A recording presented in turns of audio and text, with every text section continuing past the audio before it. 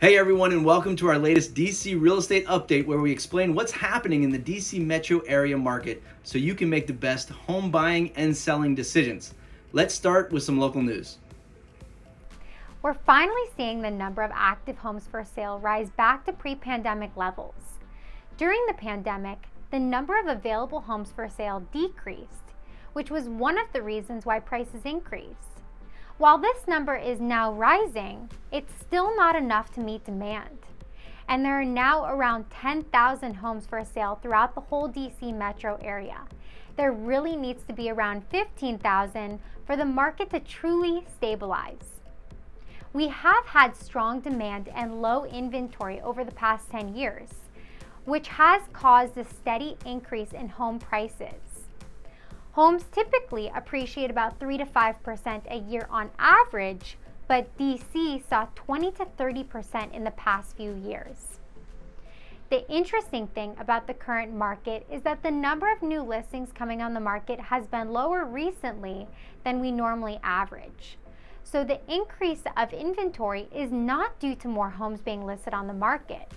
It's due to less homes selling. And you can see that illustrated here. There were less homes sold in the past few months than is typical for this time of year, leading to a rise of inventory. So why are less homes selling? Because that's what the government wants. Due to high inflation, the government has been trying to slow down rising markets, and they do this by raising interest rates. For homeowners, that impact is really dramatic. The average 30-year fixed rate mortgage was 3% in January. It's now in the low fives. This rate change dramatically impacts what buyers can afford, and it causes many people to put that buying decision on hold, and that's what's slowing down the market. Buyers are waiting because higher interest rates decrease what they can afford. While this is hard for buyers, we have to understand though that interest rates are still historically low. The average mortgage rate has been between 6 to 8% since 1970. In fact, it remained at 7% or higher for 25 years from 1970 to around 1995. So we still have very good rates today at 5 and change, somewhere around there. Okay, a few more market insights. The average number of days a house sits on the market before going under contract is still fairly low at 10 days. We even see that condo demand is recovering. If you had a condo that was hard to sell during the pandemic, you should find that the market is more favorable for you now. When the market was really hot over the past few years, we saw a lot of multiple offer situations, and that caused the average sales price to rise 105% of the asking price. We're now back to 100% of the asking price. It's still strong, but it's not as crazy as it was. So let's take this data and put it in context and discuss what happens next. It's interesting to know that we have had about 6 recessions since 1980.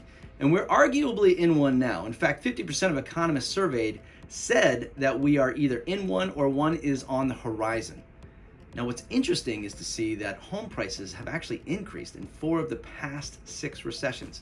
And in general, I think we can say that real estate has done well since 1980. If you bought in 1980, you're doing okay. The bottom line is that you want to continue to buy real estate now and always with a long-term perspective. Markets will rise and fall, and you never want to be forced to sell in a down market. It can still be a good time to buy and sell now, depending on your goals, and that's the value of a good realtor. Anyone with a license can show you a house and maybe draw up some terms, but a great realtor will take the time to understand your personal and financial goals and help create a plan to use real estate to achieve them. And I want to take a minute to talk about what you should be looking for when deciding on who to choose as your realtor, because 15% of realtors do about 85% of the transactions. They are the professionals, and I want to make sure you're working with one. So I want to identify the things that you should be looking for when hiring a realtor. Okay? First and foremost, a great realtor should really understand the local market. They should understand what the benefits and drawbacks of different neighborhoods are, what's happening around town, how schools rank, and what prices are doing. Second, they should always have strong math and analysis skills to help you evaluate how your home compares to others that have sold. 3, they should advise you on the home's condition through inspections and help you navigate through difficult negotiation environments like this one, where there's often multiple offers and people are often waiving inspections and contingencies. Fourth, they should be experienced. This is often the biggest financial transaction of your life. You want someone to walk into that basement and use their experience to see if they see, smell, or sense any issues. That can be invaluable. Fifth, they should help you evaluate your loan options to ensure that you're not only buying a good house, but also financing it appropriately. They should connect you with other professionals that you will need, like insurance agents, lenders, attorneys, and contractors. They should help you evaluate the pros and cons of maybe selling and buying another home versus adding on to your current home, versus maybe renting your current home instead of selling it and holding on to it as an investment. They should be an expert marketer, skilled in writing, print, and online platforms, while also being able to present well in person. They are going to be representing your home. They should structure the contract of the home to protect your interests and help you successfully navigate the settlement process with insurance, inspections, settlement attorneys, etc. And last, in my opinion, this is the most important one. A great realtor should care about you and your future. It shouldn't be about the sale. It should be about relationships and helping others. You've probably heard the saying that if you help enough people get what they want, you can have everything that you need. And that's what we believe. Our business is 95% by referral. We don't have the time to give this level of service to every person out there, but we take care of our tribe, our clients, and the people that they refer us to. And we want to be their trusted real estate advisor and see them and their families make great home buying and selling decisions now and in the future. So, if you're looking for someone that you can trust to walk alongside you in one of the biggest transactions of your life, we invite you to reach out and connect with us.